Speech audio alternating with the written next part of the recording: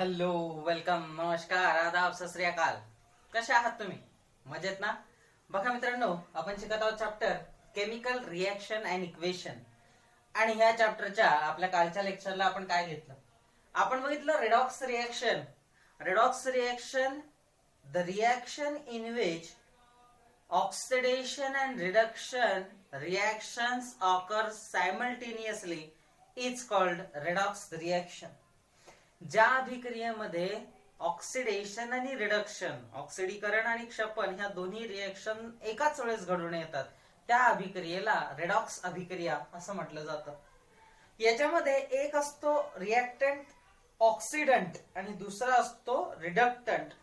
Oxidant म्हणजे असा reactant जो दुसऱ्या रिएक्टंटचं ऑक्सिडेशन करतो आणि रिडक्टंट म्हणजे असा रिएक्टंट जो त्या पहिल्या रिएक्टंटचं काय करतो, रिडक्शन करतो.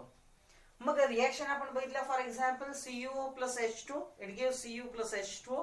Here Cu loses the oxygen, so it is a reduction and hence it is as oxidant, म्हणजे तो दुसऱ्याचं ऑक्सिडेशन करतोय H2चं. Hydrogen gain oxygen, it forms water, so this is called oxidation reaction, and here hydrogen is a reductant because it loses the oxygen from copper oxide. Then the next reaction was twice of H2S plus SO2, it gives thrice of S plus 2H2. Here the H2S gain oxygen, H2 gain oxygen, so this is oxidation reaction, and it is called as the reductant, means it reduces the sulfur dioxide through sulfur, and sulfur dioxide loses the oxygen, it forms sulfur, so it is a reduction reaction, and SO2 is a oxidizing agent, means it is oxidant because it gives oxygen to the H2S. The next reaction was MnO2, manganese dioxide plus 4HCl, it gives MnCl2 plus 2H2 O plus Cl2. Here MnO2 loses the oxygen and to form MnCl2, magnesium chloride, so it is called as a reduction. So it is called as a reduction reaction. MnO2 loses the oxygen and it gives to the HCl, so MnO2 is a oxidant. MnO2 is a oxidant and HCl is a reductant. त्याच्यानंतर आपण बघितलं होतं iron undergo oxidation to form iron oxide, iron oxide again undergo oxidation to form Fe2O3. Fe2O3 undergo reduction to form FeO, and FeO undergo reduction to form Fe. Now in today's lecture we are going to discuss about corrosion. Corrosion म्हणजे काय? क्षरण. क्षरण. बघा, हे corrosion म्हणजेच काय? याच्यासाठी आपल्याला एक ऍक्टिव्हिटी करायची आहे. ट्राय दिस. 4 apparatus पाहिजे आपल्याला. पेज नंबर 44 वरती या and please see. Apparatus: 4 test tube, 4 small iron nails, a rubber cork, etc. Chemicals: anhydrous calcium chloride, boiled oil, boiled water, etc. Procedure: place 4 test tube on the test tube stand. Take some boiled water in one test tube and put a oil layer on it. Take some salt water in the second test tube. Let there be only air in the third test tube. Take some anhydrous calcium chloride in the fourth test tube. Place a small iron nail in every test tube. Close the fourth of test tube with the rubber cork and let all the 4 test tube remain at unattained for few days. काय करा, 4 taste tube घ्या. पहिल्या taste tube मध्ये तुम्हाला गरम पाणी टाकायचं आहे थोडंसं, आणि त्याच्यानंतर त्याच्यावरती ऑइल टाकायचं आहे. त्याच्यानंतर दुसऱ्या टेस्ट ट्यूब मध्ये तुम्हाला सॉल्ट सोल्युशन घ्यायचं आहे. त्याच्यानंतर तिसऱ्या याच्यामध्ये तुम्हाला सिम्पली हवा ठेवायची, काहीच नाही, म्हणजे रिकामी ठेवायची ती टेस्ट ट्यूब. चौथ्या टेस्ट ट्यूब मध्ये तुम्हाला अनहायड्रस कॅल्शियम क्लोराईड टाकायचं आहे आणि काय करायचंय, या सगळ्या टेस्ट ट्यूबला म्हणजे 3 टेस्ट ट्यूबला झाकण लावायचंय. तत्पूर्वी त्याच्यामध्ये एक आयर्न नेल, लोखंडी खिळा टाकायचा आहे प्रत्येक टेस्ट ट्यूब मध्ये एक, आणि त्यांना रबर कॉर्क लावून 3 टेस्ट ट्यूबला, एकाला तसंच ठेवा, ती जी अनहायड्रस आहे त्याला लावा, बाकीच्यांना तसंच ठेवा, आणि या टेस्ट ट्यूबला काही दिवसांपर्यंत तसंच ठेवा. काय दिसेल आता? अर्थातच हे जे आयर्न नेल आहे, लोखंडाची जी पिन आहे ती काय होणार आहे, गंजणार आहे. प्रश्न असा आहे की कशामध्ये लवकर गंजते ती. बघा, observe all the test tubes after few days, what did you find? Which test tube had the nails as before? Both water and air is necessary for the rusting. आता काही दिवसानंतर जेव्हा तुम्ही या टेस्ट ट्यूबला पाहिलं तर तुम्हाला ही जी लोखंडाची पिन आहे त्याच्या आतमध्ये ती गंजलेली दिसेल. काय होईल? गंजलेली दिसेल.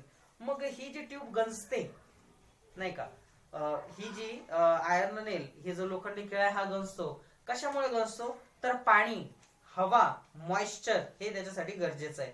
आणि या प्रोसेसला काय म्हटलं जातं? रस्टिंग म्हणजे गंजणे असं म्हटलं जातं. The rusting process takes place rapidly in presence of the salt.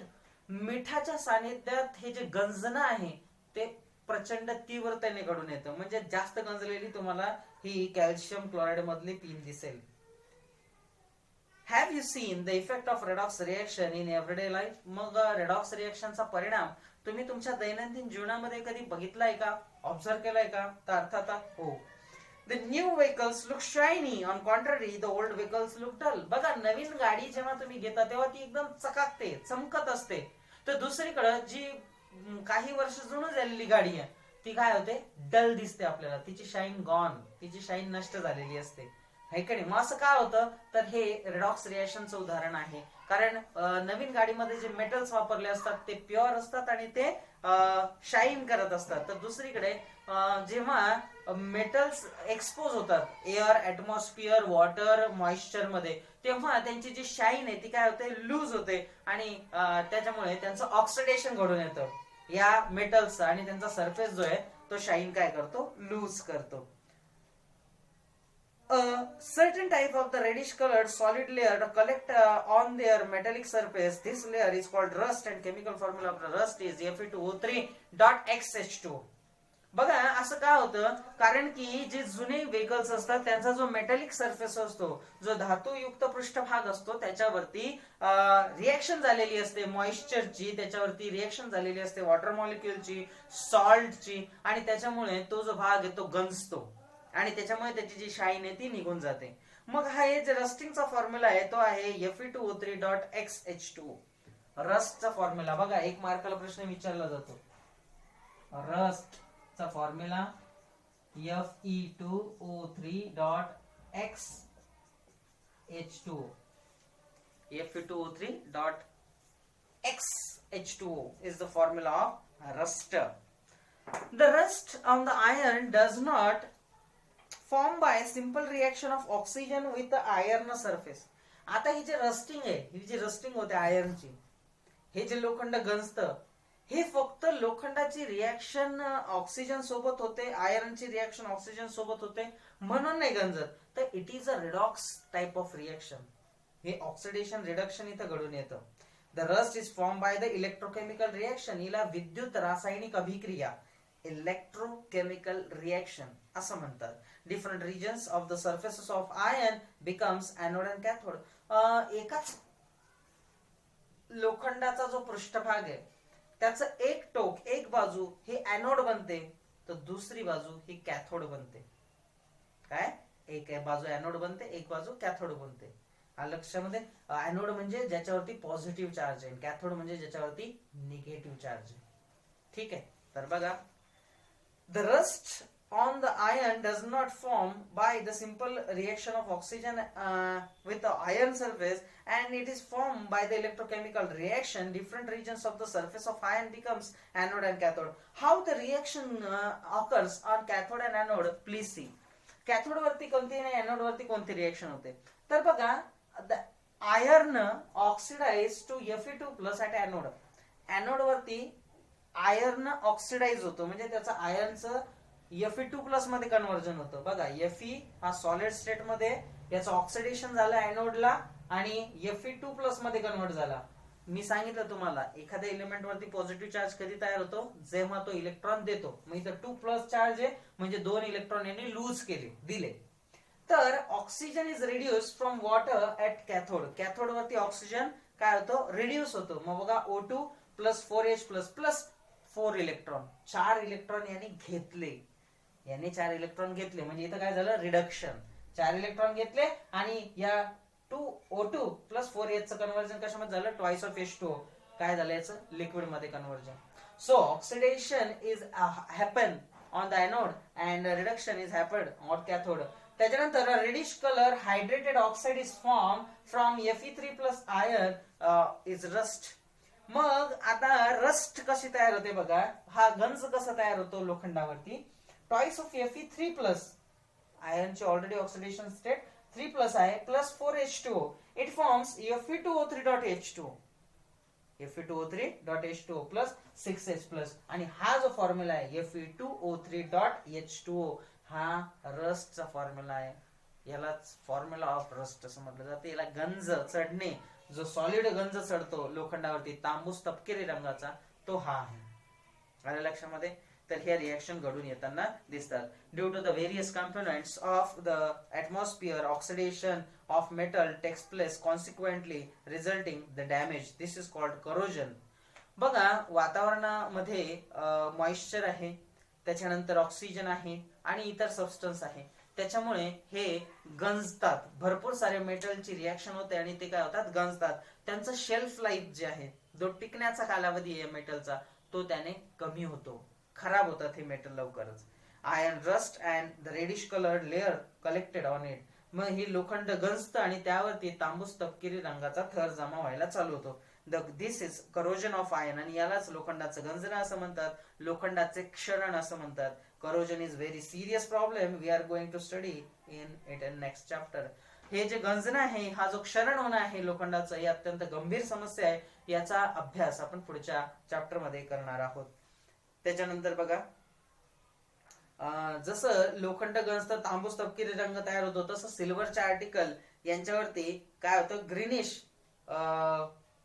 Coating तयार होते. कॉपर जी भांडी आहे त्याच्यावरती सुद्धा ग्रीनिश कोटिंग होते. हे सगळ्याच्या सगळी उदाहरणं कशाची आहे, तर ऑक्सिडेशनची आहे, रेडॉक्स रिएक्शनची आहे. रॅन्सिडिटी शेवटचा मुद्दा आहे, रॅन्सिडिटी. रॅन्सिडिटी म्हणजे काय, when we use old leftover cooking oil for making the food stuff, it is found to have foul odor called rancidity.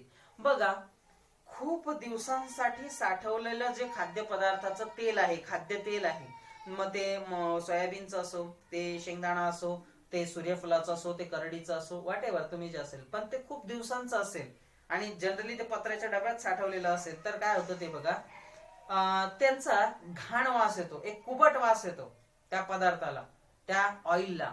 त्याला रॅन्सिडिटी ऑफ ऑइल असं म्हटलं जातं. If the food is cook in such oil, its taste also changes. जर तुम्ही या कुबट वास येणाऱ्या तेलामध्ये खाद्यपदार्थ बनवले तर ते खाद्यपदार्थ देखील कुबट लागतात, ते टेस्टला चांगले लागत नाही, त्यांची टेस्ट बिघडते. When oil or ghee is left aside for a long time, or fried food is left aside for a long time, it undergoes air oxidation and becomes rancid.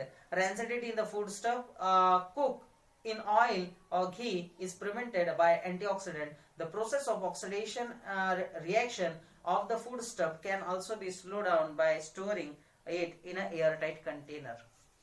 मग बघा, जेव्हा एखादं तेल किंवा तूप हे जास्त वेळासाठी उघडं राहिलं असेल, बाजूला ठेवलं गेलेलं असेल, तर या तेलाची आणि या तुपाची रिएक्शन हवेमधल्या ऑक्सिजन सोबत घडून येते आणि याला एअर ऑक्सिडेशन असं म्हणतात. ज्यामुळे तेलाचं आणि त्या तुपाचं जे नैसर्गिक स्वरूप आहे, नेचर आहे, ते बदलतं. त्याचा वास कुबट येतो, ते खाण्यायोग्य राहत नाही. तळलेले पदार्थ देखील जर तुम्ही खूप वेळ काढून ठेवले, म्हणजे तेलात तळा किंवा तुपात तळा, तर हे तळलेले पदार्थ जर जास्त वेळ तसेच राहून गेले तर यांना सुद्धा कुबट वास येतो. यालाच काय म्हणतात, एअर ऑक्सिडेशन त्या फूड स्टफचं. जर तुम्हाला हे टाळायचं असेल तर त्याच्यासाठी एक चांगली पद्धत आहे की या तेलात तळलेला जाणारा पदार्थ, तेलात बनवलेला जाणारे पदार्थ आहे, यांच्यामध्ये अँटीऑक्सिडंट टाकायचे. अँटीऑक्सिडंट हे ऑक्सिडेशन काय करतात, होऊ देत नाही.